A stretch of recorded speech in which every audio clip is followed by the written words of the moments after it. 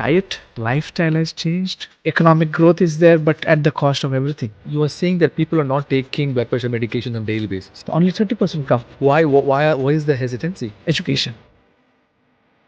Because if we just control the blood pressure, diagnose it on a mass scale properly, treat it adequately, I'm sure 30% of your heart failure epidemic will go down.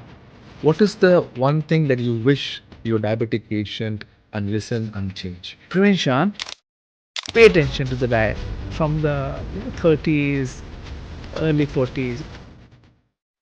If you're having blood pressure for a long time or taking blood pressure medications, if you are experiencing exertional shortness of breath, or when you are lying down at night and you're gasping for breath, all this is a sign of heart failure. That's advanced heart failure. Easiest thing you can do, if you feel discomfort, even if it is ATP, get an EKG done. That's the easiest way to diagnose things.